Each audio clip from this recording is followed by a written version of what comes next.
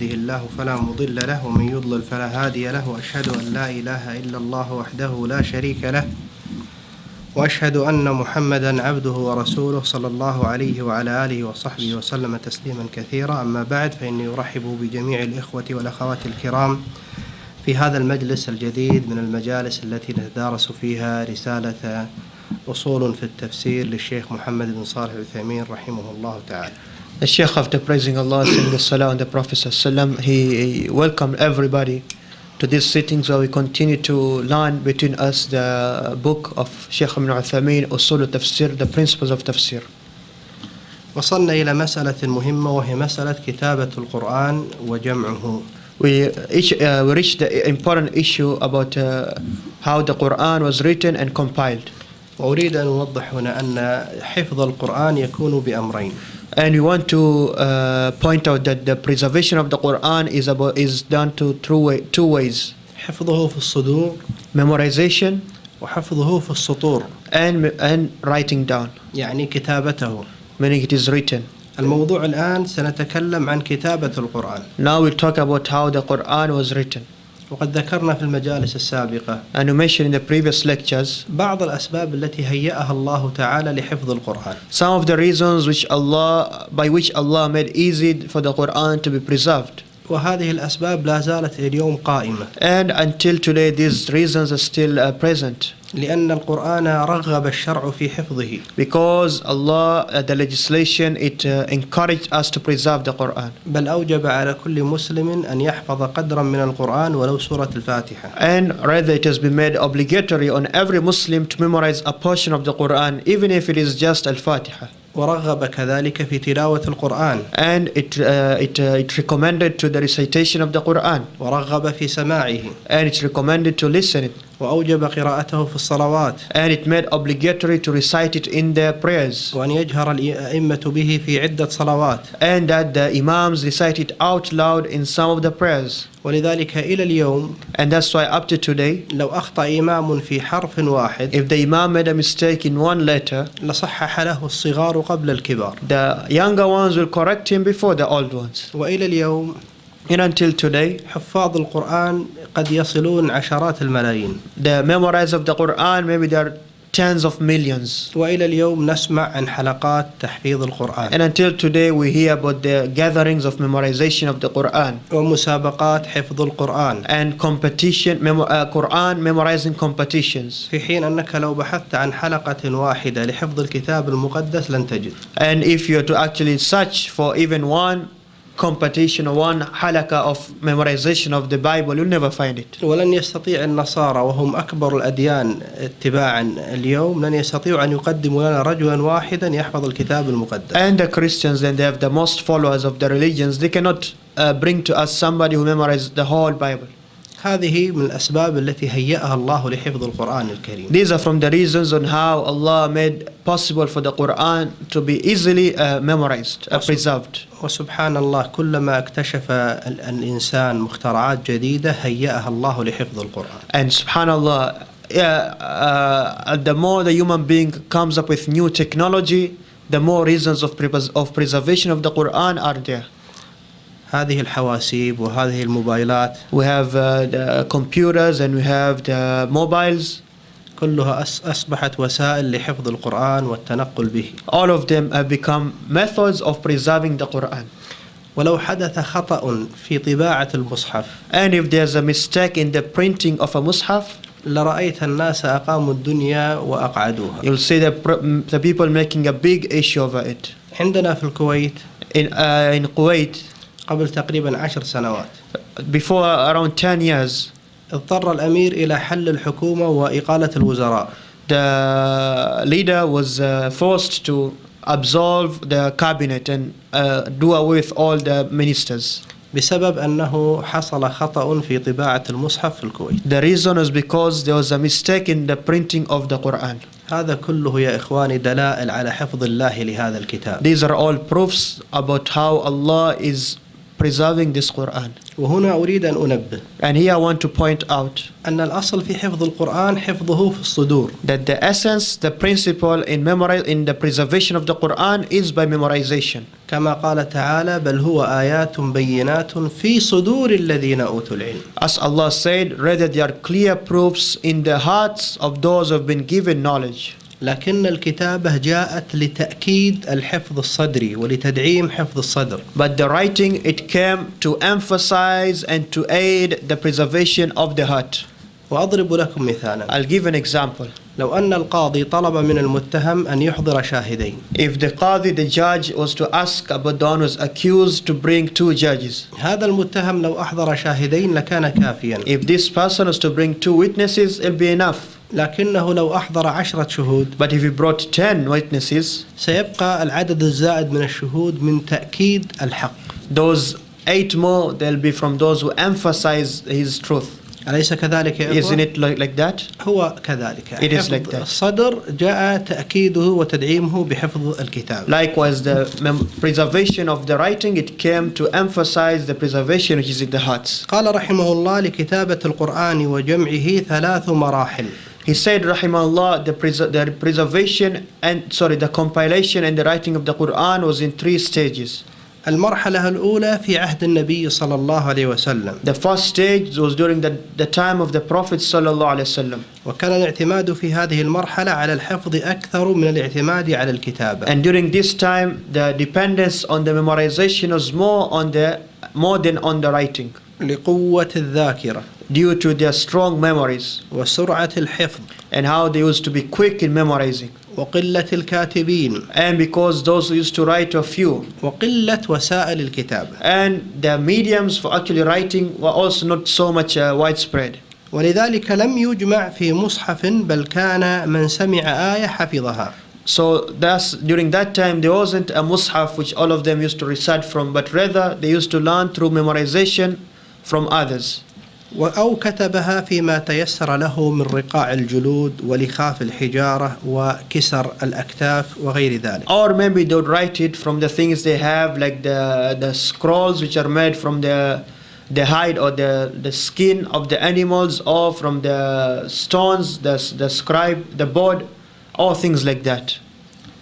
وكان حفاظ القرآن آنذاك عددهم كبير جدا. And the memorizers of the Quran during that time was so many. ففي صحيح البخاري عن أنس بن مالك رضي الله عنه أن النبي صلى الله عليه وسلم بعث 70 رجلا يقال لهم القراء. That in the Sahih of al-Bukhari from Anas bin Malik radiallahu anhu, that the Prophet ﷺ sent in an expedition 70 of the Sahaba were called Qurra, the people who memorized the Quran. فعرض لهم حيان من بني سليم عند بئر معونة فقتلوهم. And they went to the two from the people of 2 villages in the Bi'r Bani Sulaym. بئر معونة. And the well which is called Al-Ma'una, from the people of Bani Sulaym came to them and they killed all of them. هؤلاء في غزوة واحدة معركة واحدة قتل فيها 70 رجلا كلهم يحفظ القرآن كاملا. So in this one battle, 70 people, all of them memorizers of the Quran, they were all killed. وفي الصحابة غيرهم كثير كالخلفاء الأربعة وعبدالله بن مسعود. And from the Sahaba there are many more who also memorized the Quran, like the 4 Khalifas and Abdullah bin Mas'ud.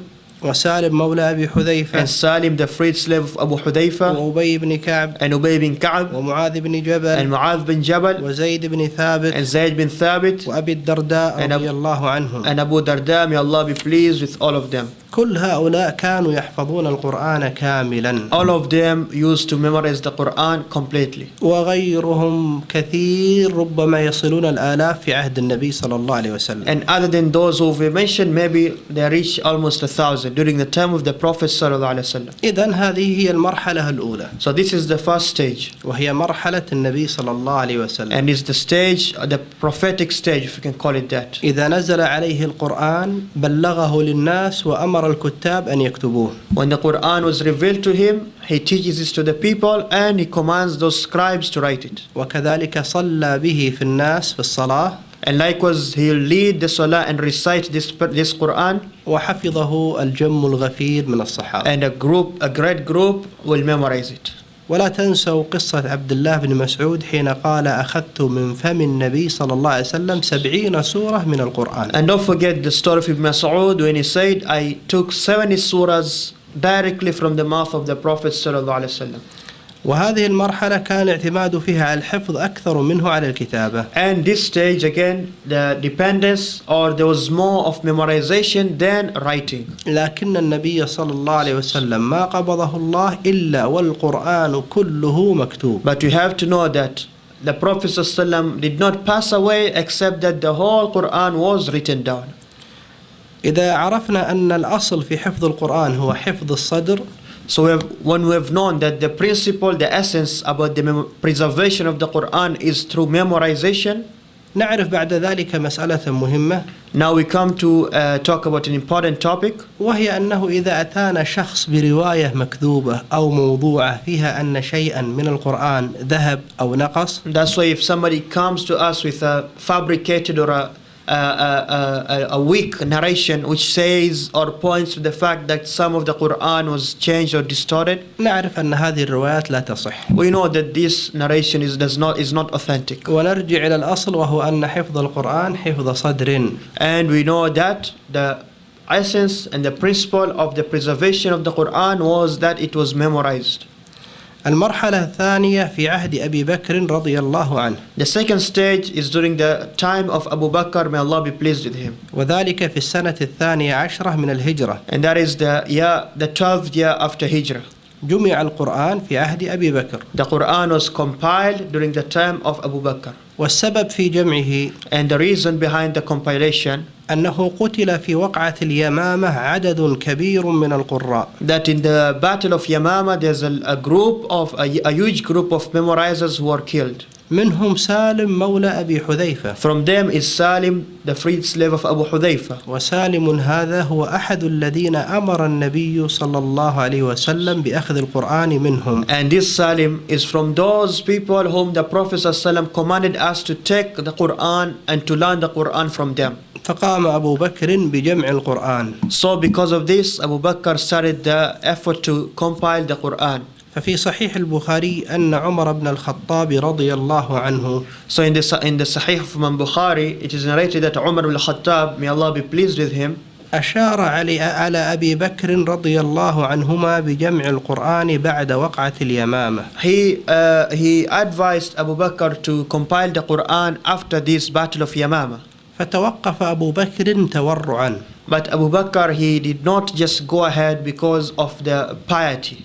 فلم يزل عمر يراجعه حتى شرح الله صدر أبي بكر لذلك. So Umar did not stop, but he always continued to advise him about this matter until to the point that the heart of Abu Bakr was open to this. فأرسل إلى زيد بن ثابت. So he called Zayd bin Thabit. فأتى زيد. So Zayd came. وكان عند أبي بكر عمر بن الخطاب رضي الله عنه. And Zayd was called while Abu Bakr was sitting with Umar. فقال أبو بكر لزيد. So he said to Zayd, Abu Bakr said to Zayd, إنك رجل شاب عاقل لا نتهمك. you are a young man who is very clever and very smart. We don't accuse you of anything. وقد كنت تكتب الوحي لرسول الله صلى الله عليه وسلم. And you used to write down the Quran for the Prophet sallallahu alaihi wasallam. فتتبع القرآن فاجمعه. So go and compile the Quran together. قال فتتبعت القرآن أجمعه من العسب واللخاف وصدور الرجال. So he said, so I started to go around and gather and compile the Quran from the scrolls and from the skin which they used to write on and from the memorizations. وهذه الصحف التي جمعها زيد بقيت عند أبي بكر حتى توفاه الله. And these scrolls which Zayd compiled from or gathered around from the other companions, they remained with Abu Bakr until he passed away. ثم عند عمر في حياته. And then during the time of Umar رضي عنه. وبعد وفاة عمر انتقلت إلى ابنته حفصة بنت عمر رضي الله عنها زوجة النبي صلى الله عليه وسلم. And then when Umar passed away, this scroll, it remained with, it went to the daughter of Umar, who was Hafsa, the wife of the Prophet sallallahu alaihi wasallam. وقد وافق المسلمون على فعل أبي بكر وعدوه من حسناته رضي الله عنه. And all the Muslims agreed about what Abu Bakr did, and they counted it from the one of the great deeds he did. حتى قال علي بن أبي طالب رضي الله عنه, To the point Ali ibn Abi Talib radhiyallahu anhu, he said, أعظم الناس في المصاحف أجرا أبو بكر. he said, the one who has the most ajr, the most reward in regards to the masahif, the compiled book, is Abu Bakr. قال رحمة الله على أبي بكر هو أول من جمع كتاب الله. He said, Ali, he said, may Allah's mercy be upon Abu Bakr, is the first one who compiled the Quran into one book. أنا أريد أن أعود مع إخواني إلى خطاب أبي بكر لزيد بن ثابت. I want to go back with you brothers about what Abu Bakr addressed Zayd with. لأن السؤال هنا يرد لماذا اختار أبو بكر وعمر زيدا ليكون هو الذي يجمع القرآن. Because now here comes the question, why did Abu Bakr and Umar choose Zayd specifically to gather the Quran? والجواب أن أبا بكر ذكر صفات لزيد ليست لغيره. And the answer is that Abu Bakr mentioned that those characteristics which Zayd has, nobody else has. فقال له أبو بكر, He said to him, Abu Bakr, ونريد أن نعد هذه الصفات. and we want to count these descriptions or these characteristics. إنك رجل شاب. You are a young man. الصفة الأولى شاب. The first one is young. عاقل. Aqil, you are intellectual. لا نتهمك. We don't accuse you of anything. وقد كنت تكتب الوحي لرسول الله صلى الله عليه وسلم. And you used to write the revelation for the Prophet صلى الله عليه وسلم. لما يقول له أبو بكر أنت رجل عاقل لا يقصد أنه ضد المجنون. And when Abu Bakr says to him, you are somebody who has an intellect, it does not mean that no, you are not crazy.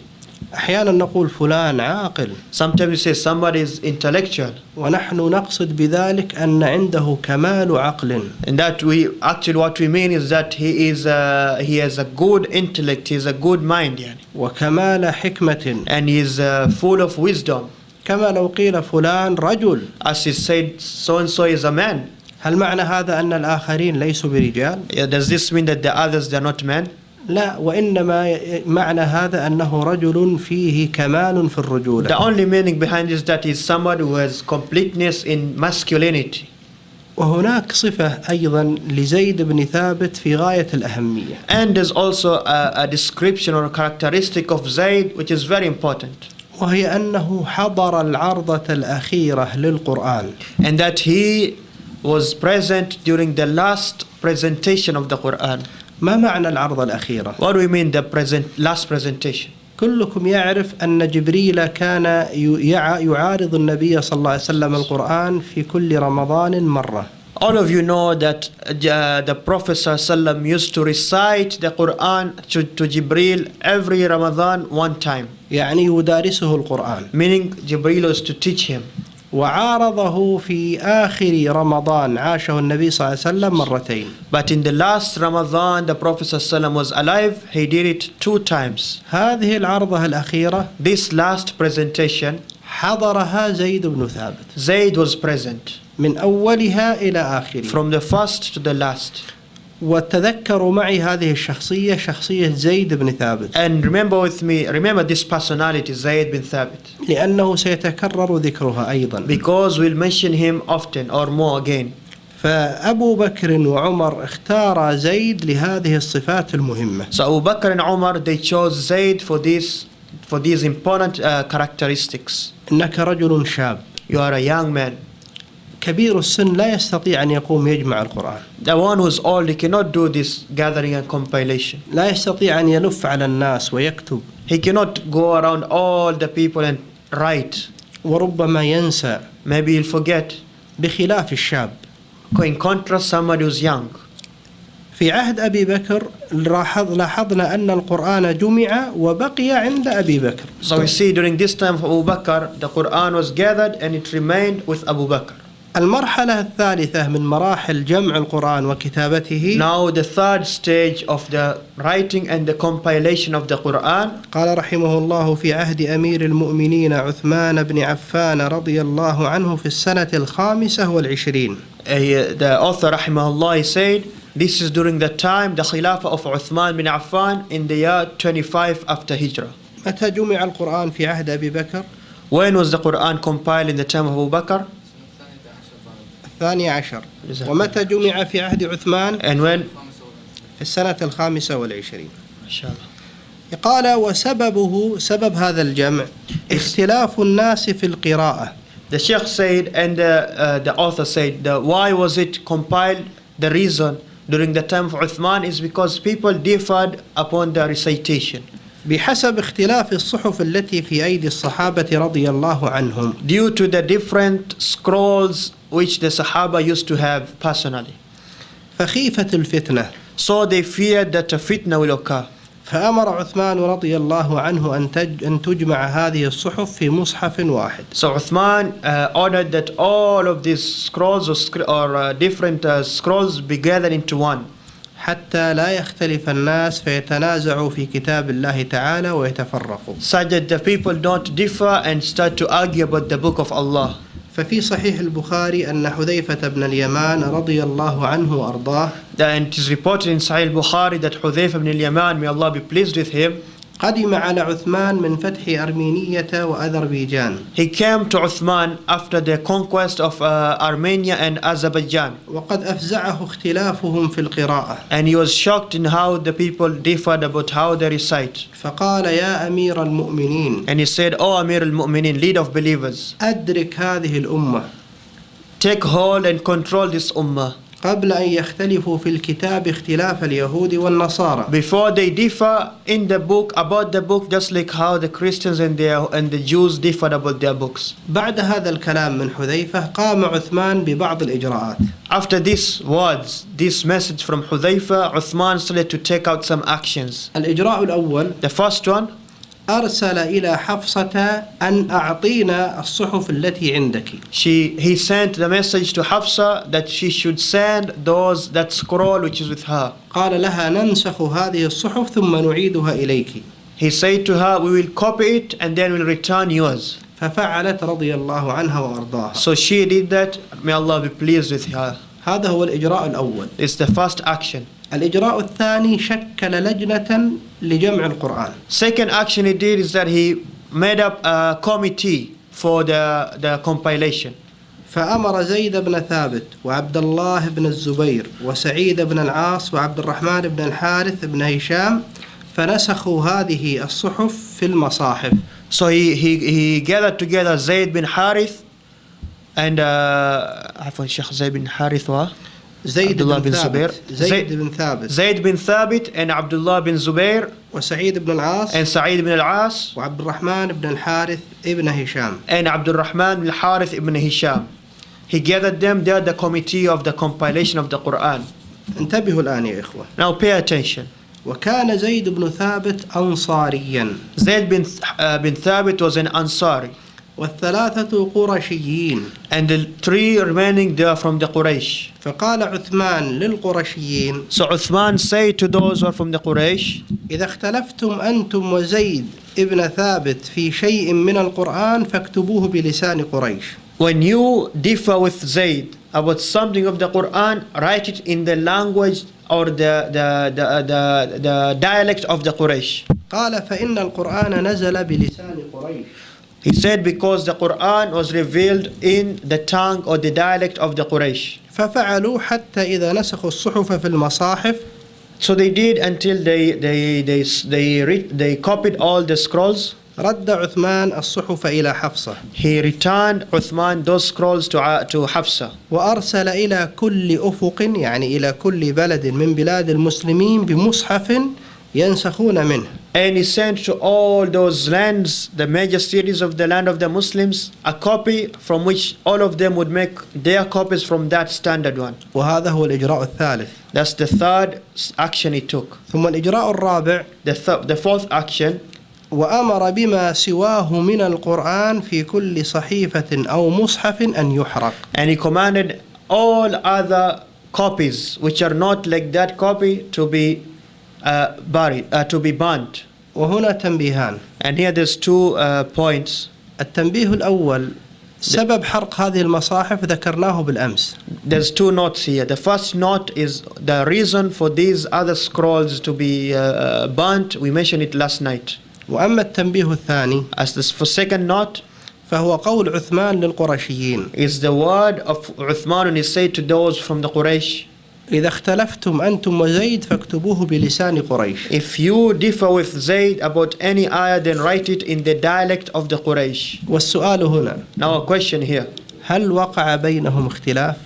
Was there actually a differing? الجواب ولا في حرف واحد من حروف القرآن. The answer is not even in one letter. من فضل الله تبارك وتعالى. That's from the favors of Allah.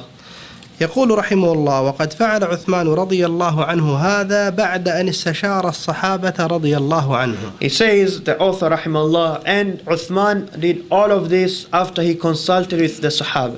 لما روى ابن أبي داود عن علي رضي الله عنه أنه قال This is what the proof is that what is narrated by Imam Abu Dawood from Ali ibn Abi Talib that he said, والله ما فعل الذي فعل في المصاحف إلا عن ملأ منا يعني إلا عن حضورنا ورأينا. he said, surely Uthman, Ali is saying this, surely Uthman did not do what he did about the Masahif except after our agreement or our consultation. قال أرى أن نجمع الناس على مصحف واحد فلا تكون فرقة ولا اختلاف فقلنا فنعم ما رأيت. He said, Min Uthman said to us, I see that I should gather all the people upon one standard mushaf so that they don't differ.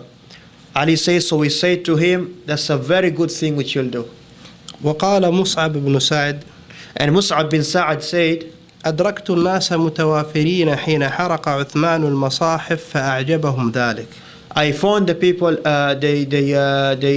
before Uthman gathered the Mus'haf, they were different, but after he did that, they were amazed by this. وقال لم ينكر ذلك منهم أحد. And Mus'ab said, nobody contradicted or went against Uthman in this. وهو من حسنات أمير المؤمنين عثمان رضي الله عنه. And it's from the good deeds of the leader of the believers, Uthman bin Affan, التي وافقه المسلمون عليها. of which the Muslims agreed upon that. وكانت مكملة لجمع خليفة رسول الله صلى الله عليه وسلم أبي بكر رضي الله عنه. And this was a completion of what the Khalifa of the Prophet ﷺ did, was Abu Bakr as-Siddiq.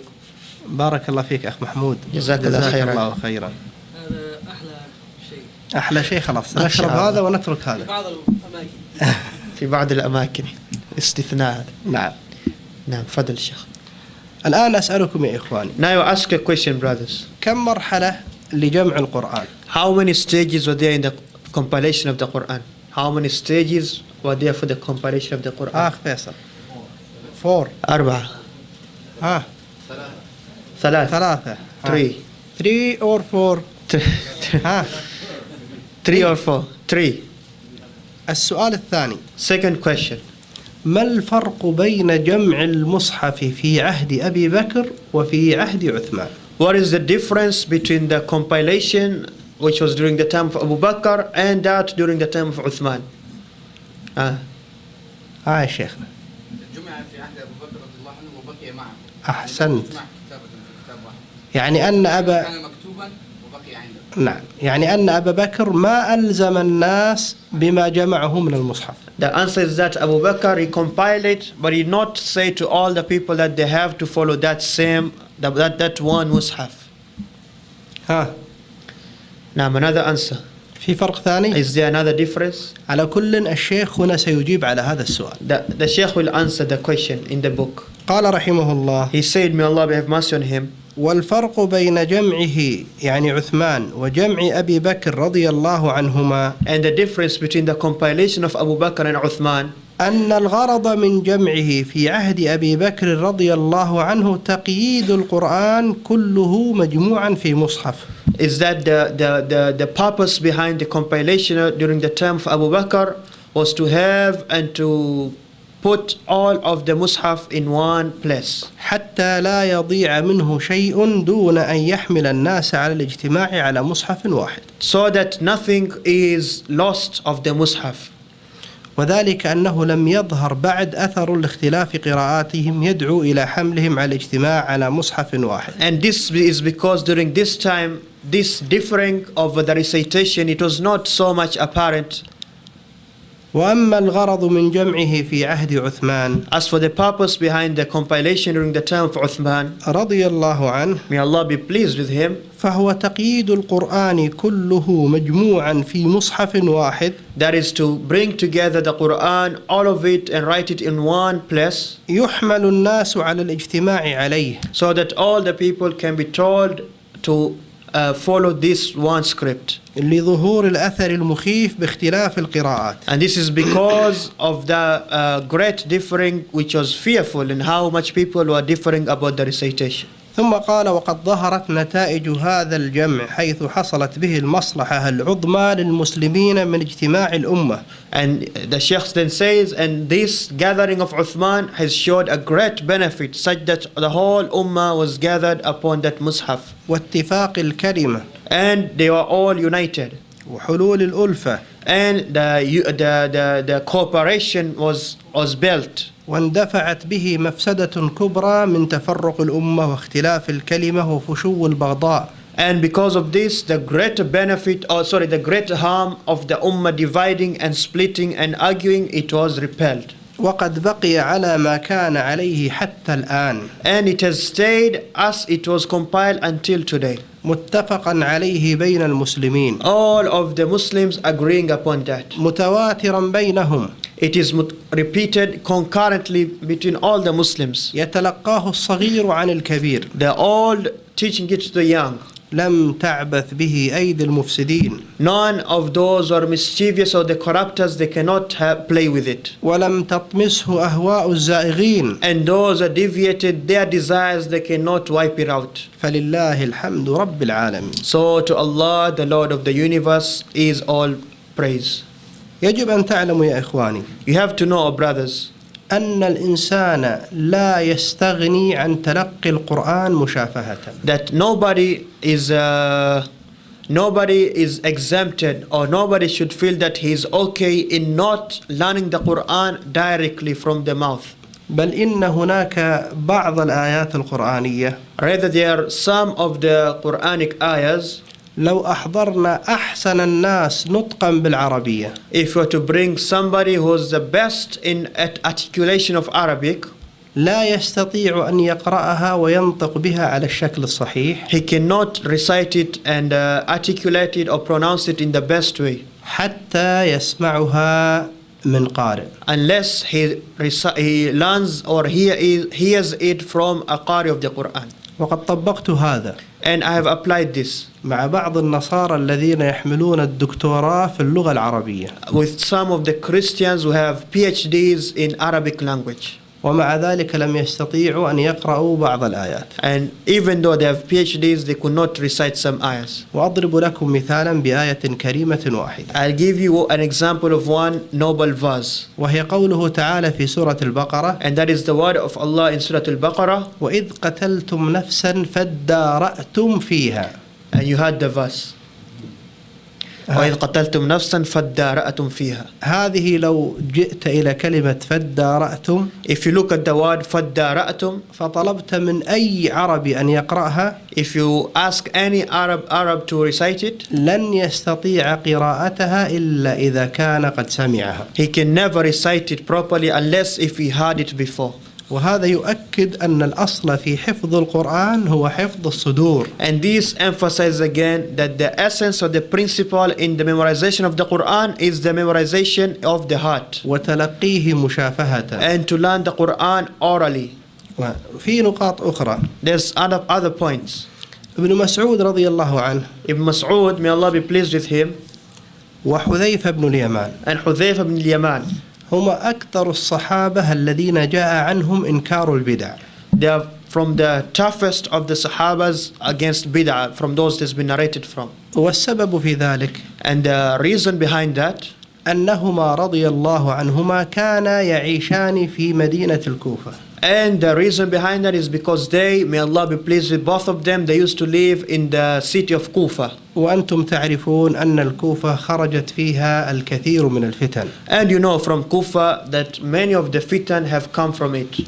ابن مسعود جاء عنه أنه اعترض على جمع عثمان للمصحف. It has been narrated that Ibn Mas'ud, he spoke against what Uthman compiled, about what Uthman did of the compilation. والواقع أن ابن مسعود And the reality is that Ibn Mas'ud, اعترض على استبعاده عن اللجنة. he spoke, or he was unsatisfied because he was not put into that committee. وكان يرى أنه أفضل وأولى من زيد. And he saw that he is better than Zayd. لكنه رضي الله عنه تراجع عن ذلك. But then after some period he went back on this opinion. ووافق المسلمين على ما فعلوه. And he conformed and agreed with the Muslims in what they did. من نقل غير ذلك فإن نقله غير دقيق. And whoever transmits anything other than this, then he is not transmitting what is proper. أو أنه يكذب. Or is that he is actually lying.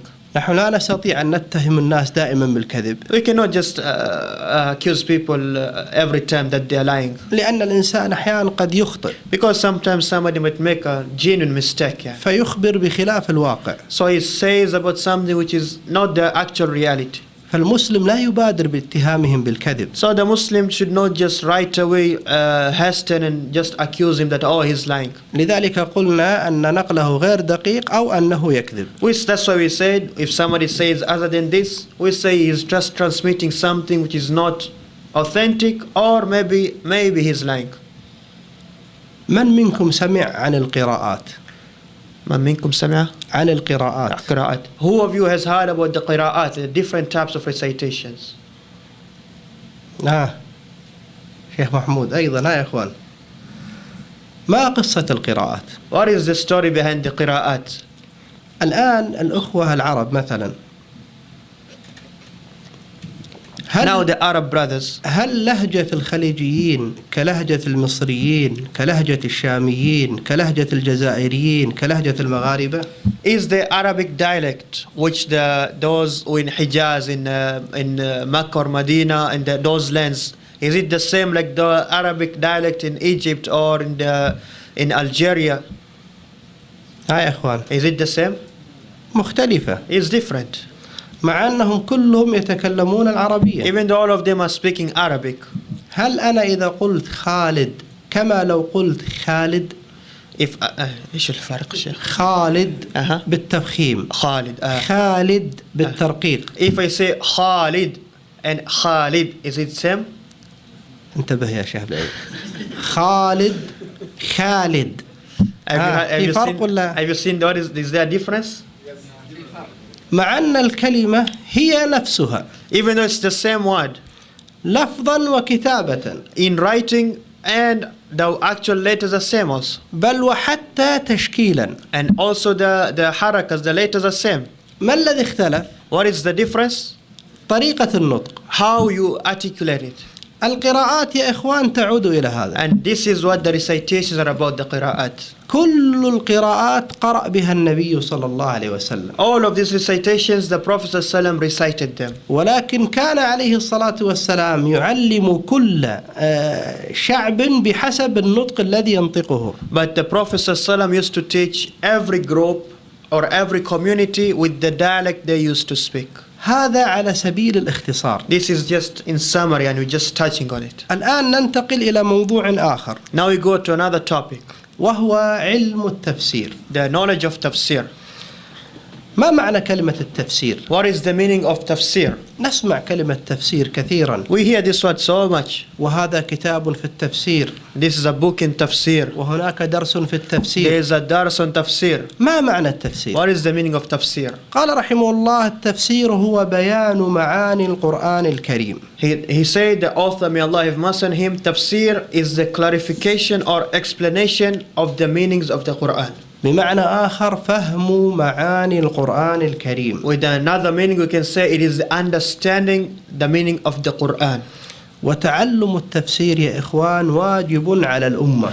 And learning tafsir, oh my brothers, is a must on the ummah. وحين نقول أنه واجب على الأمة لا نقصد أنه واجب على كل شخص من أشخاص الأمة. And when we say that it's a must on the ummah, we don't mean that it's a must on every individual of the ummah. لأن كلمة واجب Because the word wajib, a must or compulsory, أحيانا يراد بها الواجب العيني، يعني ما يجب على كل شخص بعينه. sometimes it's intended behind it what is wajib, compulsory for each individual, meaning everybody falls under this ruling. مثل الصلاة، Like salah, كل شخص يجب عليه أن يصلي. every person has to pray. وعندنا واجب آخر يسمى الواجب الكفائي. And the other type of the compulsory rulings is what is called the congregational compulsory actions. وهو الأمر الذي إذا قام به بعض الأمة أو قام به من يكفي سقط الإثم عن الآخرين. And that is the actions of which if some or a portion of the ummah they do it, then it is enough it suffices the rest. لو سألنا الأخ الحبيب إبراهيم، If you ask our brother Ibrahim, هل يجب على كل الناس أن يكونوا مؤذنين؟ is it a must that for everybody to be a mu'adhin? أم أنه إذا أذن من يكفي سقط الإثم عن الآخرين؟ Or is it that if some people were enough, they do the adhan, then the obligation is sufficed from the others? هل يجب على كل الناس أن يصلوا صلاة الجنازة على الأموات؟ Is it a must on every individual to pray the salatul of the janazah on the person who died? الجواب أنه إذا قام من يكفي سقط الإثم عن الباقين. The answer is if some of those who are charged with this responsibility they fulfill it, then this suffices the rest. وكذلك تغسيل الموتى. And likewise the washing of the dead. وكذلك الإفتاء. And that is also likewise giving fatwa. والقضاء. And judging. يجب أن يكون في الأمة مفتون وقضاة. There has to be in the ummah the muftis and the judges. ولا يجب على كل فرد أن يكون مفتيا ولا قاضيا. But it's not a must on every individual to be a mufti or a judge. في حين نقول أن تعلم التفسير واجب. So when we say that learning tafsir is a must, نقصد أنه واجب على الكفاية. we mean that it is a must on those who suffice. قال رحمه الله: وتعلم التفسير واجب لقوله تعالى: كتاب أنزلناه إليك مبارك ليدبروا آياته وليتذكر أولو الألباب. He said رحمه الله, the proof that learning tafsir is a must is the word of Allah when Allah said, a book which is blessed, we have sent it down for you, we have sent it down so that they can contemplate over its verses and so that they can remember. ولقوله تعالى: أفلا يتدبرون القرآن أم على قلوب أقفالها. And due to the statement, have they not contemplated, or do they not contemplate over the Quran, or do they have seals on their hearts? والتدبر هو التأمل في الألفاظ للوصول إلى معانيها. And tadabbur, contemplating, is to think or ponder over the meaning, to ponder over the ayahs to reach the intended meaning. فإذا لم يحصل ذلك، If this does not happen, فاتت الحكمة من إنزال القرآن. we lose the wisdom of knowing the wisdom behind the revelation of the Quran. وصار مجرد ألفاظ لا تأثير لها. And they'll just become words which have no effect. ولأنه لا يمكن الاتعاظ بما في القرآن بدون فهم معانيه. And also because we cannot be admonished and learn the Quran without knowing the meanings. إذن لا بد من تعلم معاني القرآن. So we see we have to learn the Quran, the meanings of the Quran. واعلموا يا إخوان And know, brothers, أن علم التفسير that the knowledge of tafsir, أعظم العلوم بعد علم التوحيد. it is the most important of the branches of knowledge after tawheed. بل إن فهم التفسير على الوجه الصحيح Rather than understanding of tafsir correctly, من أعظم أسباب فهم التوحيد. it is from the greatest reasons and mediums for you to understand tawheed. كيف نتعلم القرآن؟ How do you learn the Quran? لنتأمل طريقة الصحابة والسلف كيف كانوا يتعلمون القرآن. Let us contemplate on the way of the Sahaba and the Salaf, how they used to learn. يقول أبو عبد الرحمن السلمي: Abu Abdurrahman al-Sulami narrates, حدثنا الذين كانوا يقرؤوننا القرآن. those who used to teach us and recite to us the Quran, they say to us, كعثمان بن عفان like Uthman bin Affan وعبدالله بن مسعود and Abdullah bin Mas'ud وغيرهما and others, أنهم كانوا إذا تعلموا من النبي صلى الله عليه وسلم 10 آيات that when they used to learn 10 verses from the Prophet sallallahu alaihi wasallam, لم يجاوزوها they don't go to another 10 حتى يتعلموا ما فيها من العلم والعمل until they learn the knowledge and the action behind these 10. فتعلمنا القرآن والعلم والعمل جميعا. So we learned the Quran and knowledge and action, all of it together. ثم بين المصنف رحمه الله أنه يجب على أهل العلم أن يبينوا معاني القرآن للمسلمين عامة. Then the author rahimahullah, he clarified that it is upon the ummah, it is upon the scholars to clarify the meanings of the Quran to the ummah. ثم انتقل إلى مسألة أخرى وهي And then he went to another topic, which is ماذا يجب على المسلم في تفسير القرآن؟ what is upon the Muslim in tafsir of the Quran. فأجاب على هذا السؤال بقوله He answered this question by saying, الواجب على المسلم في تفسير القرآن أن يشعر نفسه حين يفسر القرآن بأنه مترجم عن الله تعالى. the person who, when he is making tafsir of the Quran, the Muslim has to understand and to feel that he is actually explaining the meanings from Allah, وأنه شاهد عليه بما أراد من كلامه. and that he is actually witnessing with what actually Allah intended with his words. فيكون معظما لهذه الشهادة. So he should be glorifying this witness or this testimony he is giving. خائفا من أن يقول على الله بلا علم. Fearful, he should be fearful that he can speak about Allah without any knowledge. فيقع فيما حرم الله. And thus he can fall into what Allah has made prohibited. فيخزى بذلك يوم القيامة. And thus he can be humiliated by that on the day of Qiyamah. قال الله تعالى Allah the Exalted said, قل إنما حرم ربي الفواحش ما ظهر منها وما بطن. say Allah has made haram the sins which are open or secret, والإثم والبغي بغير الحق. and the mistakes and transgression without any right, وأن تشركوا بالله ما لم ينزل به سلطانا. and to associate with Allah any partners with which there's no proof with, وأن تقولوا على الله ما لا تعلمون. and that you say about Allah something which you don't know. وقال تعالى And Allah said, ويوم القيامة ترى الذين كذبوا على الله وجوههم مسودة. and on the day of Qiyamah you'll see those who spoke or belied on Allah, those who spoke lies about Allah, their faces are dark. أليس في جهنم مثوى للمتكبرين. Isn't there in the hellfire an abode for those who are proud? انتبهوا إلى نقطة مهمة يا إخوان. Pay attention to this important point. الإسلام ليس فيه رجال دين. Islam, we don't have the رجال دين. the people of the deen, yeah, like how they have the priests. رجال الدين في الديانة النصرانية The priests or the men of the religion in Christianity هي من الأمور المحدثة is from the innovations المخالفة لدين الله تعالى. which go against the religion of Allah. رجال الدين في النصرانية لهم الحق في تحليل الحرام وتحريم الحلال. Those people are called the men of the religion, those are the authority. They have the authority to make haram what is halal and what to make halal what is haram. وبعض الطوائف النصرانية And some of the Christian dominational sects, تعطي رجال الدين they give these people حق الحرمان. the authority of إيش الحرمان شيخ؟ الحرمان يعني يحرم من الجنة.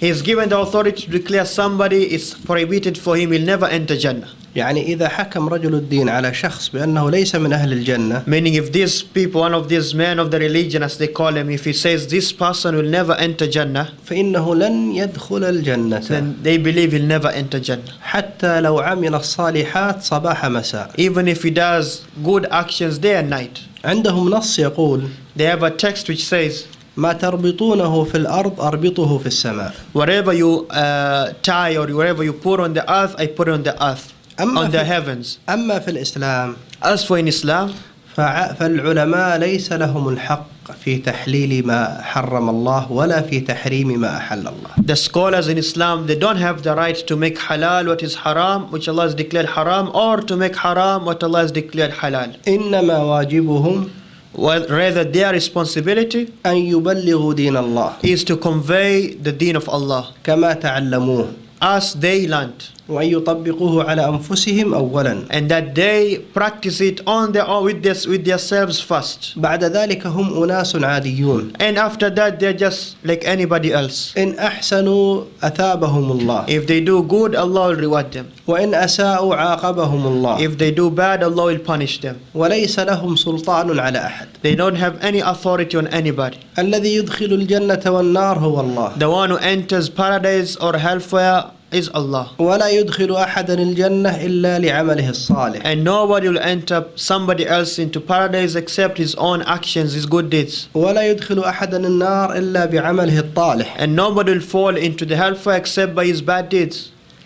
فلذلك كلمة رجال الدين في الإسلام لا وجود لها. That's why you don't have this title, people of the religion, or those on authority of the religion in Islam. وهم لهم معنى آخر بكلمة رجال الدين. And they also have another meaning behind this term or this identification. وهي أن هؤلاء الرجال ليس لهم في الدنيا شيء. And that these people, they don't have any connection with the worldly life. لا يتزوجون. They don't get married.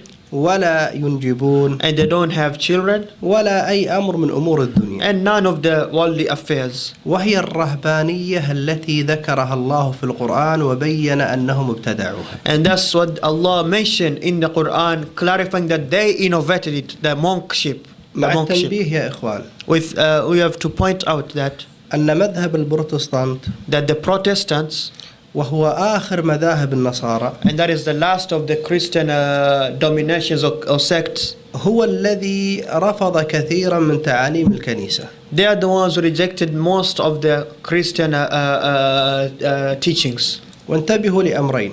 And pay attention to two things. البروتستانت خرجوا أو ظهروا بعد الإسلام ب500 سنة. The Protestants, they came up after the Islam after 500 years. وهو مذهب تأثر بالإسلام. And it's a sect which has been affected by Islam. فهم مثلا يرفضون الكهنوت. يعني رجال الدين. They reject this those men of the religion authority type guys. ويحرمون عبادة الصور. And they prohibit the worship of pictures. زرت في الولايات المتحدة. I visited America. في ولاية أيوا. In the state of Iowa. طائفة من النصارى اسمهم الآمش. The Christians, the Amish Christians.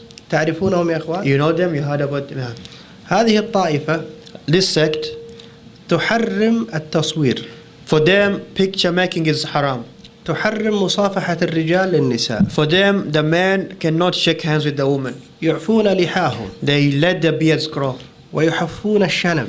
And they trim their mustache. ويرفعون الإزار إلى نصف الساق. And they wear the men wear للرجال فقط. الرجال. The men wear the clothes to the middle of the shin. والنساء تحتجب. And the women, they cover themselves. وعندهم أشياء كثيرة أخذوها من الإسلام. And there's so many things which they took from Islam. لكنهم لا يعترفون بذلك. But they don't, of course, they don't confess about that. وهي طائفة نوعا ما مضحكة. And it's a group which is somehow funny. لأنهم يحرمون الكهرباء. صحيح والله يا إخوان. نعم صحيح. Because for them electricity is haram. ويحرمون الموبايلات.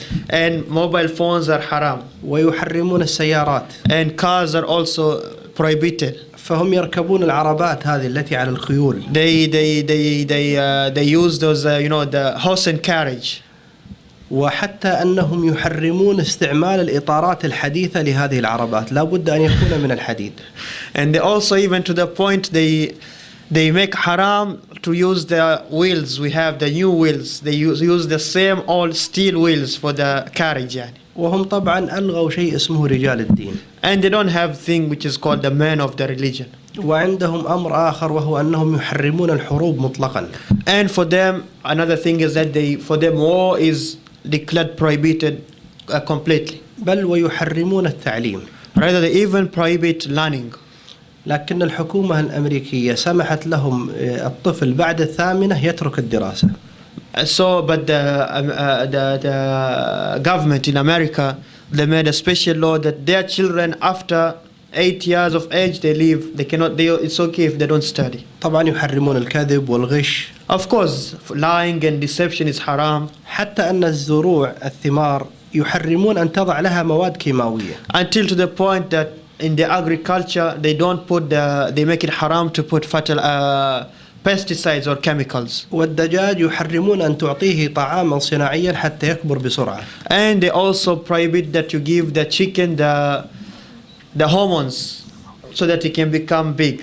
طبعا هذه الطائفة هربت من الاضطهاد الكاثوليكي في إيطاليا. And of course this is a sect which ran from the wars which are waged by the Catholics in Italy. واستقروا في الولايات المتحدة. And they settle in the United States. ولهم فروع قليلة في أوروبا. And they have some few groups in Europe. تعدادهم أكثر من 1,000,000. They just have around 1 million followers. أسألكم بالله يا إخوان. I ask you by Allah, هذه الطائفة متأثرة بالإسلام أم لا؟ is this group affected by Islam or not? لا أحد ينازع أن هذه الطائفة متأثرة بالإسلام. Nobody can deny this, that this group is affected by the teachings of Islam. لكنهم مع الأسف يكابرون في ذلك أو يجهلون. But them, regrettably, they're too arrogant to accept that, or they have pride, or they are arrogant, they are ignorant. قضية رجال الدين عند النصارى وكونهم لا يتزوجون. Now this term of the men of the religion or those in authority and that they don't get married. فيها قصة طريفة. There's a nice story behind it. أحد ملوك النصارى طلب من الخليفة المسلم أن يرسل له عالما يناظر الأحبار النصارى. One of the Christian kings, he sent a message to the Muslim leader to send him scholars who are going to debate the Christian priests.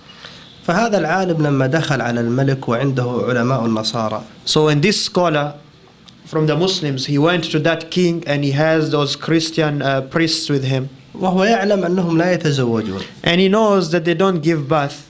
They don't get married. فقال لهم. He said to them, أهلا وسهلا بكم. May Allah أهلا وسهلا بكم. كيف الصحة؟ How are you doing? وكيف الزوجات والأولاد؟ How is the wives and how are the children?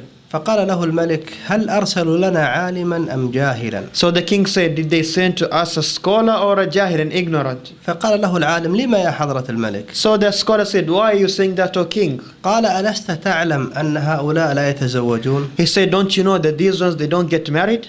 ولا ينجبون؟ And they don't have children? قال لما؟ He said, why? قال لأنهم منزهون عن الزوجات والأولاد. He said, because they are disassociated from children and wives. فقال له العالم. So this scholar said, سبحان الله العظيم. glorified is Allah. هؤلاء منزهون عن الزوجات والأولاد ونسبتم إلى الله الزوجة والولد. These ones are disassociated from children and wife, but you associated to Allah a wife and children.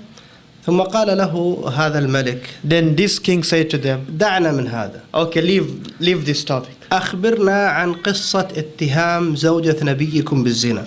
Inform us of the story where the wife of your prophet was slandered or accused of committing zina. وهو يريد أن يهز شخصية هذا العالم. And he wants to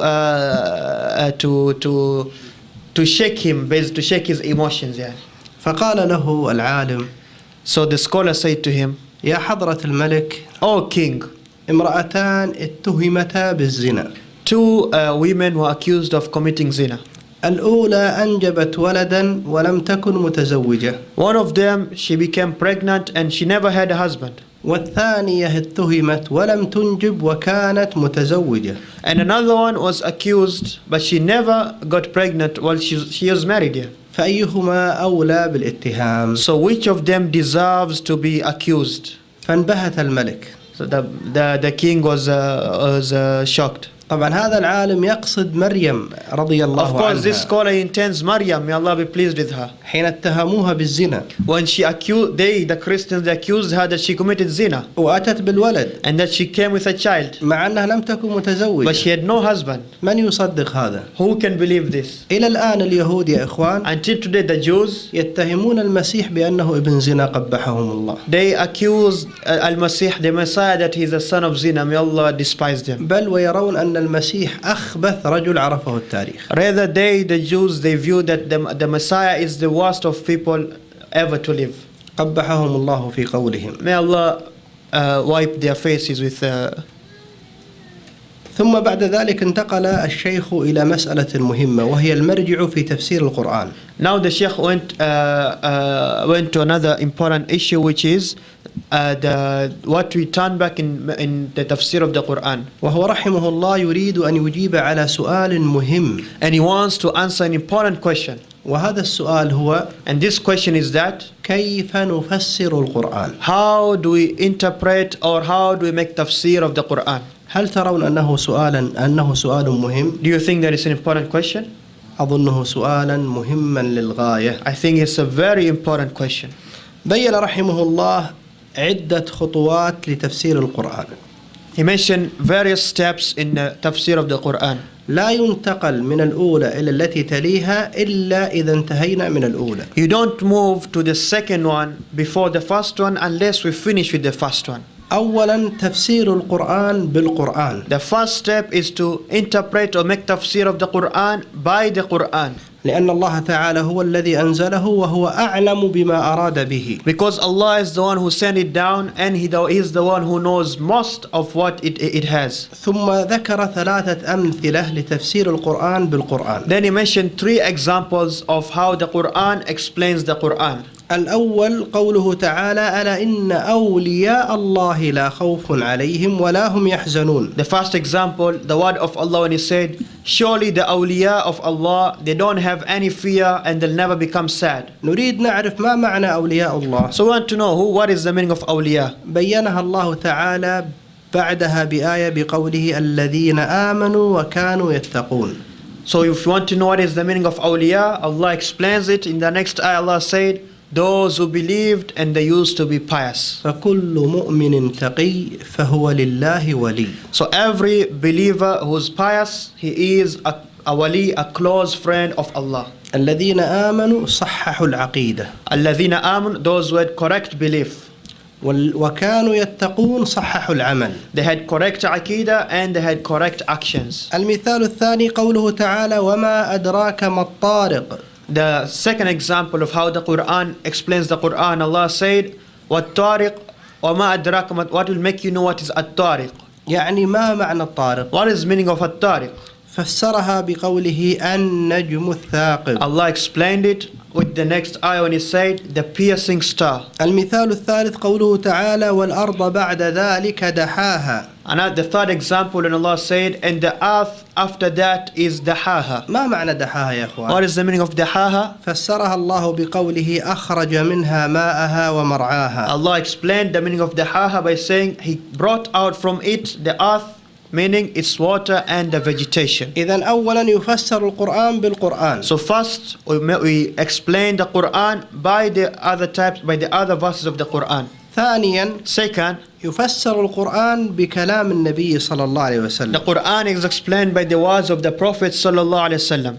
أو يفسر القرآن بالسنة القولية والعملية. Or we say the Quran is explained by the Sunnah. The Sunnah, it can be the words or the action of the Prophet sallallahu alaihi wasallam. لأن النبي صلى الله عليه وسلم مبلغ عن الله تعالى. Because the Prophet sallallahu alaihi wasallam is the one who conveys the message from Allah subhanahu. فهو أعلم الناس بمراد الله تعالى بكلامه. So he's the one who's the most knowledgeable of all the people of what Allah intends. وضرب رحمه الله بعض الأمثلة لذلك. And the author, may Allah have mercy on him, he gave some examples of that. في مثل منها قوله تعالى للذين أحسنوا الحسنى وزيادة. An example of that is when Allah said, for those who do good, they'll have good and more. إذن عندنا الحسنى وعندنا زيادة. So here we have a reward which is good and more. الحسنى هي الجنة. this reward which is good, this is Jannah, so paradise. ما الزيادة؟ What is more? فسرها النبي صلى الله عليه وسلم بالنظر إلى وجه الله تعالى الكريم. The Prophet ﷺ explained it as this more, it means that they look at the noble face of Allah. وهذا رواه ابن جرير وغيره من المفسرين. And this was explained by Ibn Jarir and others of the scholars of Tafseer. وفي صحيح مسلم عن صهيب بن سنان And in Sahih Muslim from Suhail bin Sinan, عن النبي صلى الله عليه وسلم أنه قال: from the Prophet ﷺ that he said, فيكشف الحجاب it will be removed, the screen will be removed. فما أعطوا شيئا أحب إليهم من النظر إلى ربهم عز وجل. And the people of Jannah will not be given something which is more delightful than the looking at their Lord. ثم تلا قوله تعالى للذين أحسنوا الحسنى وزيادة. And then after saying this, the Prophet ﷺ recited this ayah: those who do good, they'll have good and more. المثال الثاني قوله تعالى وأعدوا لهم ما استطعتم من قوة. The second example is when Allah said, and prepare for them whatever you can of might. فسرها النبي صلى الله عليه وسلم بقوله القوة الرمي. And the Prophet ﷺ explained, this verse says, and prepare for them whatever you can of the might. He said, the might is the shooting of arrows. والله يا إخواني ليس في الإسلام شيء يناقض العقل الصحيح ولا الفطرة السوية. The Sheikh says, by Allah, my brothers, in Islam there's nothing which contradicts correct intellect or the natural disposition of a human being. في عقائده وشرائعه. In the beliefs or in the legislations of Islam. لأن البعض يفهم بعض الشرائع أو العقائد فهما خاطئا ثم يظن أنها تخالف العقل أو الواقع أو الحس. Because some people they misunderstand some of the legislations and they think or they assume that this contradicts the correct intellect. أريدكم أن تنتبهوا لهذه الآية. I want you to pay attention to this ayah. وأعدوا لهم ما استطعتم من قوة ومن رباط الخيل. And prepare for them whatever you can of the might and of the horses. ترهبون به عدو الله وعدوكم. So that you can put fear in your enemies and the enemies of Allah. أولا الإعداد القوة فقط لأهل العداء. First, the preparation of the might is only against the people who have enmity against Islam. لقوله تعالى ترهبون به عدو الله وعدوكم. Due to the word of Allah, and He said, so that you can put fear in the enemies of Allah and your enemies. أما إعداد القوة للاعتداء على الناس كما يظنه البعض هذا ليس من الإسلام. As for preparing might and using ammunition against those people who are peaceful with the Muslims, then those are not enemies of Islam. This is not correct, contradictory to how some people believe. بعض الشباب المتهور المنحرف عن عقيدة السلف. Some of the youth who are deviated from the aqidah of the Salaf. يقول الله تعالى يقول وأعدوا لهم ما استطعتم. He says, Allah says, and prepare for them whatever you can. أنا استطعت أن أعد لهم عصا لأقاتلهم فيها. I can prepare a stick to fight them. فسأذهب وأقاتل قوى الشر والكفر وإلى آخره. And so I'll go and fight those organizations or legislations of evil and all of that. فقلت له سبحان الذي أعمى بصرك عن قوله ترهبون به عدو الله. So I said to him, glorified is the one who covered your sight from understanding his word when he said to put fear in his enemies and your enemies. لأن العلماء يقولون السلاح المعتبر شرعا هو الذي يرهبه العدو. Because the scholars say the weapon which is counted and has value in the Sharia is the one which actually makes the enemy fear. أما الذي لا يرهب العدو فهذا ليس بسلاح. As for the one which does not make the enemy fear, this is not a weapon. النبي صلى الله عليه وسلم حين حاصر المدينة الأحزاب. When the Prophet ﷺ, the Confederates, they surrounded Medina. وتكالبوا عليها. And they were going around trying to find a way into it. حرص عليه الصلاة والسلام أن لا يقاتلهم. he tried as much as he can, sallallahu alaihi wasallam, not to fight them. لأنه يعلم أن الكفة غير متساوية Because he knew that it was not an equal battle. ولا مجال للحرب. And there's no way, there's no opportunity for an equal fight. حتى أنه أرسل حذيفة ليأتي بخبر القوم وقال له لا تذعرهم علي، يعني لا تهيجهم علينا. Until to the point when he sent Hudhayfa to go and spy, he said, don't do anything which will make them come and attack. لماذا لم يقل وأعدوا لهم ما استطعتم نجمع العصا والسيوف والرماح ونقاتل هذه الجيوش الزاحفة؟ Why didn't he say, why didn't he use the eye and say, okay, let's gather the sticks and the swords and the arrows and let's go fight this great army?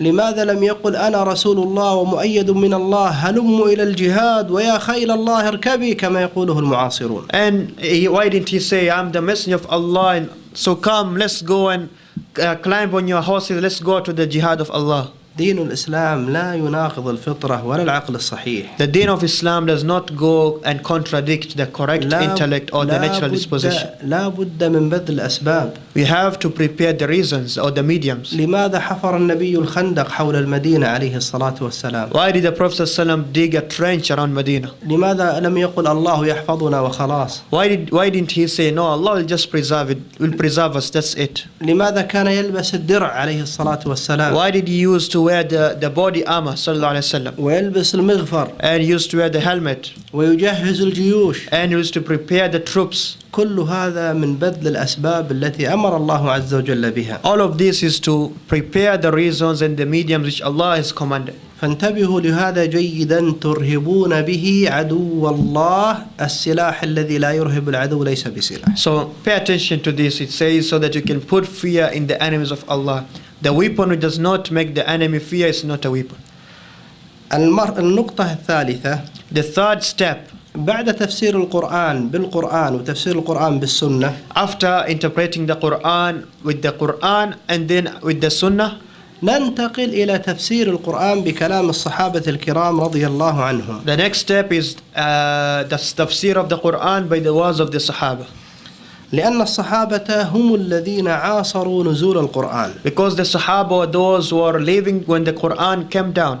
ولأنهم بعد الأنبياء أصدق الناس في طلب الحق. And because after the prophets they are the most people or the closest to the truth. وأبعدهم عن هوى النفوس. And those are the farthest from the desires of the souls. ولذلك أمثلة كثيرة جدا. And there's so many examples for this. يعني أن الصحابة فسروا القرآن. Examples that the Sahaba did tafsir of the Quran. حتى قال مجاهد. To the point Mujahid said. عرضت القرآن على ابن عباس 3 مرات.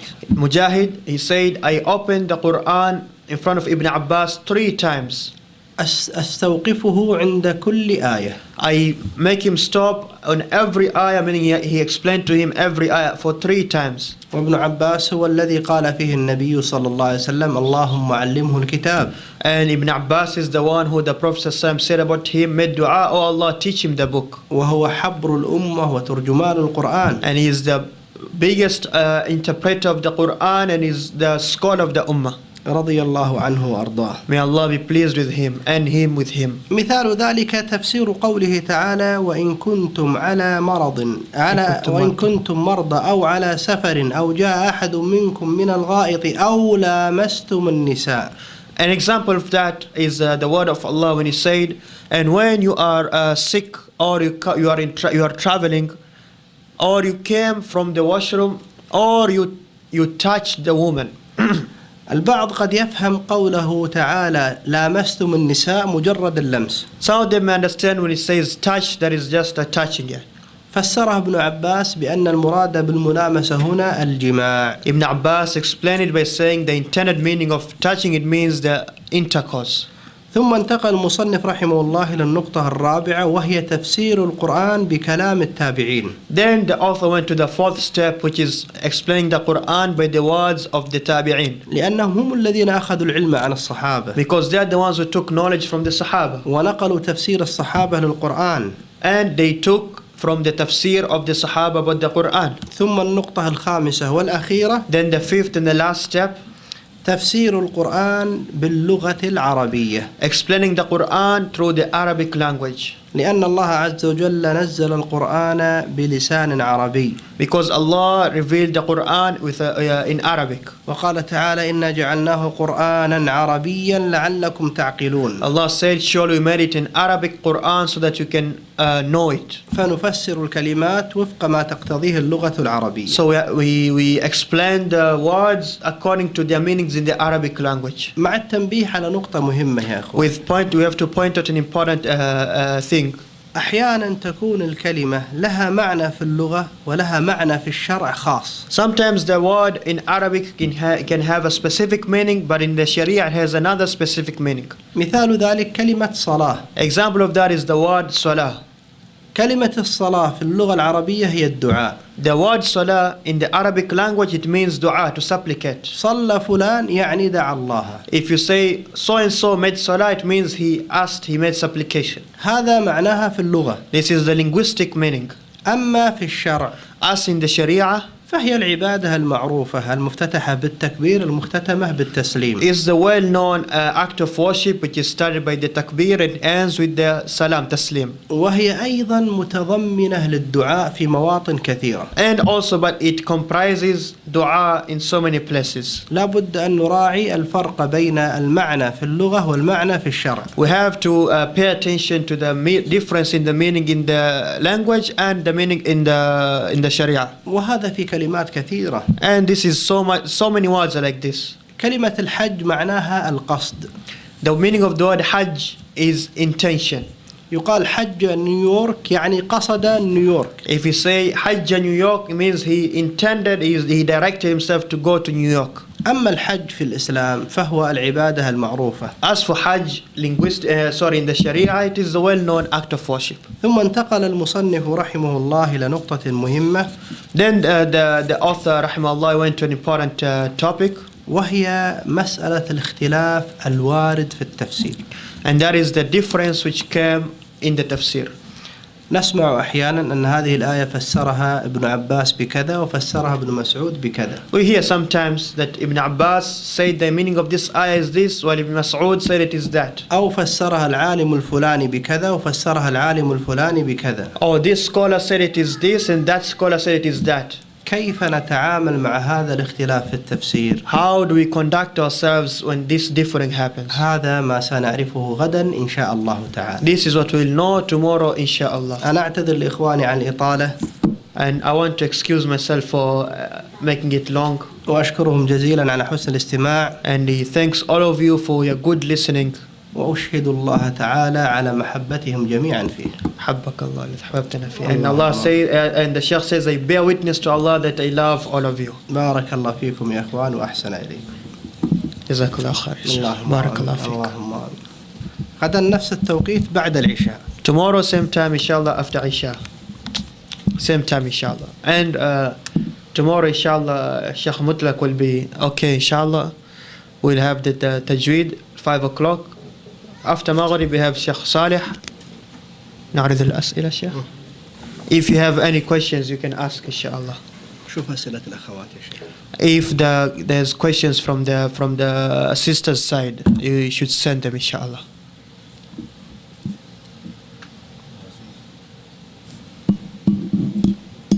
الأخ عنده سؤال. نعم يا أخي. عليكم السلام.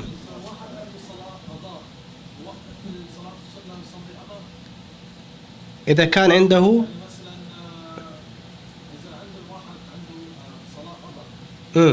فاتته صلاة. يعني مثلا الشخص بلش يصلي 25 سنة مثلا، بس عنده كل هالسنين ما صلى. نعم. اليوم راح يصلي قضاء ولا يصلي سنة ولا يعني وقت السنة يصلي قضاء ولا ايش؟ نعم.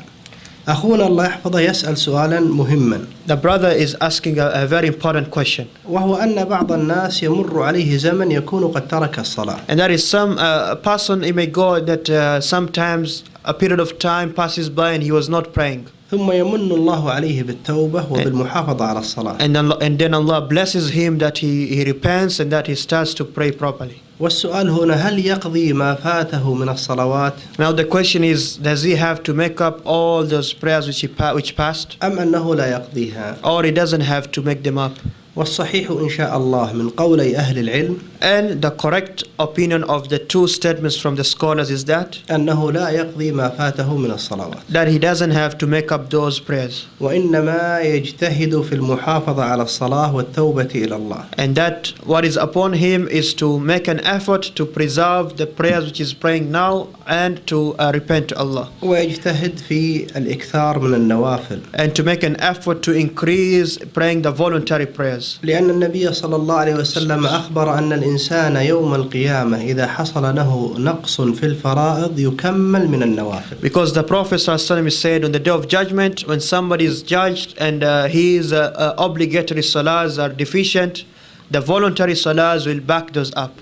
ومن فضائل هذا الدين العظيم دين الإسلام And from the excellences of this great deen of Islam أنه لا يجعل بين العبد وبين ربه أي وساط is that it does not make any intermediary between the slave and Allah. إلا في تبليغ الدين فقط. Except the only thing where there's an intermediary is the conveying of the religion. وإلا إذا أراد الإنسان أن يدعو الله But if somebody wants to supplicate to Allah, دعا الله في أي مكان وزمان. he asks Allah at any place and any time. لا يحتاج أن يذهب إلى رجل دين ليدعو له. He doesn't have to go to the authority to call on Allah. وإذا أراد أن يتوب إلى الله And when he wants to repent to Allah, يتوب إلى الله في أي مكان. he repents to Allah anytime, any place. لا يحتاج أن يذهب إلى جلسة اعتراف. He does not have to go to what they call the confession. هو الدين الذي لا يجعل بين الله وخلقه أي وساط. It is the deen which does not make any intermediary between the creation and Allah. ولذلك أريدكم أن تنتبهوا معي إلى سر عظيم في القرآن الكريم. That's why I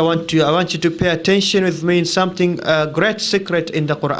أمس ذكرنا أن النبي صلى الله عليه وسلم سئل أسئلة كثيرة. Yesterday or last night we mentioned how the Prophet ﷺ used to be asked so many questions. وكان الجواب يأتي من الله. And the answer used to come from Allah. وفي كل هذه الأسئلة And in all of these questions, يقول الله لنبيه قل. all of these questions Allah says to His Prophet, قل, say. مثال ذلك Example, قوله تعالى the statement of Allah, يسألونك عن الخمر والميسر they ask you about alcohol and gambling. قل فيهما إثم كبير ومنافع للناس. Say in it there's a benefit, small benefit, but a great harm for the people. يسألونك عن المحيض They ask you about the menstruation. قل هو أذى Say it is harmful. فاعتزلوا النساء في المحيض. So refrain from having intercourse with your wives during the menstrual period. يسألونك عن الأهلة They ask you about the months. قل هي مواقيت للناس والحج. Say it is a timing for the people and for their worldly affairs and the Hajj. يسألونك ماذا ينفقون. They ask you what they should give. قل ما أنفقتم من خير. Say whatever you give of the good. كلها قل قل قل. All of them they say قل, say. إلا في آية واحدة. Except one verse. وهي قوله تعالى That's the word of Allah. وإذا سألك عبادي عني فإني قريب. And if my slaves ask you about me, I am close. لم يقل له قل إني قريب. Allah did not say I am close. لماذا يا إخوان؟ Why? لأن الله أراد أن لا يكون بين خلقه وبينه أي وسيط. Because Allah intended that there should not be anybody between Him and His creatures. وإذا سألك عبادي عني فإني قريب. And if my slaves ask about me, I am close. أجيب دعوة الداعي إذا دعان. I answer, I respond to the call of the one who supplicates to me when he supplicates. تأملوا في بدائع وأسرار القرآن. Look at the secrets and the nice points of the Quran. نسأل الله أن يثبتنا وإياكم على طاعته. آمين. آمين. تفضل يا أخي الكريم. السلام عليكم. السلام. في عهد عثمان رضي الله عنه يعني جمع القرآن على اساس انه كانت فتنه في بعض الدول مثلا الشام والعراق، في واحد عنده روايه قراءته. نعم. يعني لما جمع القران في مصحف واحد. نعم. يعني المصحف واحد كان فيه جميع قراءات، يعني عاوز أحسنت. أنا أريد طبعا الأخ يسأل هل مصحف عثمان يحوي القراءات اللي كانت موجودة أم لا؟ ويقصد القراءات الموجودة اليوم. لا أنت تقول بس. نعم. عبد العزيز قل السؤال الأخ بالإنجليزي. الأخ يسأل هل The brother is asking, when the time of Uthman there was fitan and he burnt all the other mushafs and they used one mushaf. Did this comprise all of the different recitations? ورقة وقلم يا أخي. نريد ورقة وقلم يا إخوان إذا أمكن. القلم موجود. ما في سبورة هنا ولا؟ في سبورة. هذه سبورة. ممكن أروح هناك يا شيخ؟ كما تريد. أو ممكن ننقل السبورة هنا. طيب إذا تأتي السبورة جيبها. Bring it here.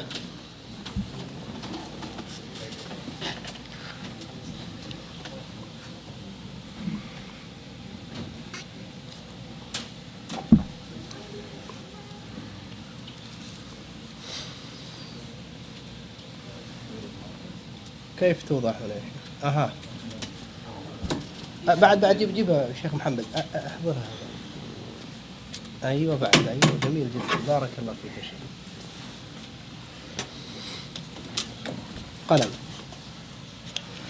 الاخ يسأل يا اخوان هل القراءات يحتويها مصحف عثمان ام لا؟ The brother is asking, the mushaf which Uthman compiled, does it comprise all of the recitations? والجواب أنه حواها كلها. And the answer is yes, it comprises all of them. مع التنبيه With pointing out أن الاختلاف الذي يوجد في القراءات يسير جدا. that the difference which is in the different type of recitation is very small. وهو اختلاف في اللفظ مع بقاء المعنى. And that is difference only in the pronunciation, even though the meaning is all same in all recitations. وبالمثال يتضح الحال. And by examples the situations become clear. قوله تعالى في سورة الحجرات The statement of Allah in Surah Al-Hujurat, يا أيها الذين آمنوا إن جاءكم فاسق فتبينوا. all you who believe, when a fasiq comes to you with some news, then verify it. في قراءة فتثبتوا. In another narration it says, so test it or go and verify it. The meaning we said is the same. The meaning is the same, it's just the pronunciation which is different. مع التنبيه أن القراءة في الكتابة في عهد الصحابة كانت من غير نقاط. And you have to know, during the time of the Sahaba, Arabic, when they used to write Arabic, there was no dots. واضح يا إخوان؟ Is it clear? هل هذا فيه خطورة على القرآن أنها غير نقاط؟ Is this a danger against the Quran that there's no dots? ممكن يقرأها أحد بالخطأ؟ Can somebody read it wrongly? إيش رأيكم في خطورة ولا ما فيه؟ What do you say? أنا أقول لا خطورة فيه. The Sheikh says no. لما؟ Why? لأن اتفقنا أن القرآن لا يمكن أن يقرأ مجردا لا بد من السماع. We said because the Quran, it was not possible just to read it and know it. We have to listen how it is recited, then you know. يا إخوة إلى عهد قريب كانت المصاحف قليلة جدا في العالم الإسلامي. Until recent times there was just few mushafs.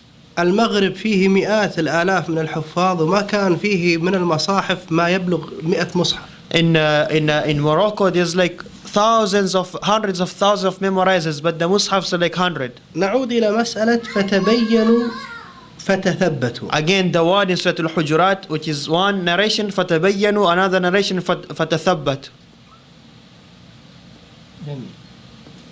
That's how it's written.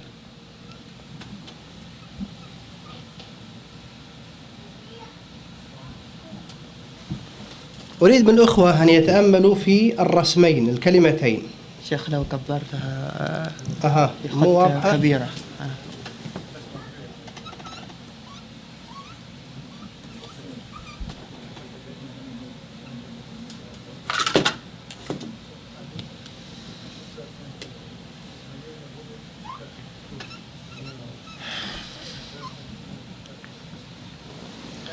هل هناك فرق يا إخوان؟ Is there a difference? هكذا مرسومة في مصحف عثمان. This is how it's written in the Mus'haf of Uthman. تأملوا معي فتبينوا فتثبتوا. Pay attention. The one narration, one recitation is فتبينوا. Another recitation people recite فتثبتوا. يبقى واجبنا الآن أن نضع النقاط على كل رسم. Now we have to put the dots in terms of each of these two recitations. أول قراءة فتبينوا. Now the recitation which is recited فتبينوا. تأملوا معي. Pay attention. فتبينوا. واضح يا إخوان؟ That is clear. القراءة الثانية فتثبتوا. Second type, فَتَثَبَّتُوا. أليس كذلك؟ Right? انتبهوا معي. فتثبتوا.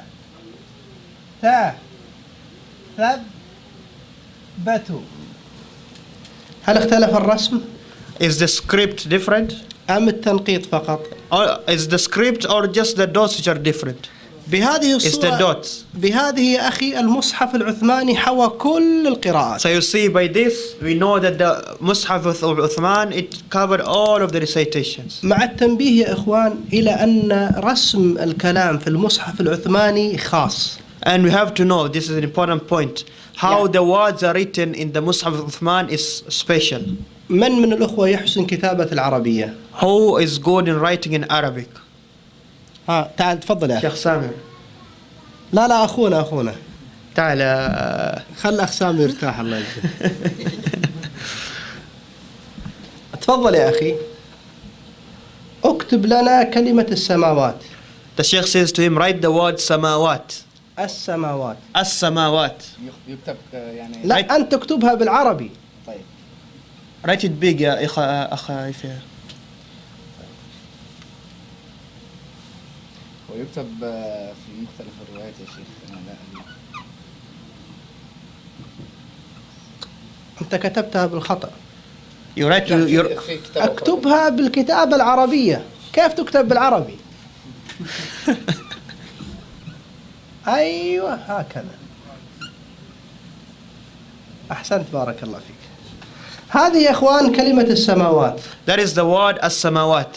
فيها ألف هنا. It has an alif there.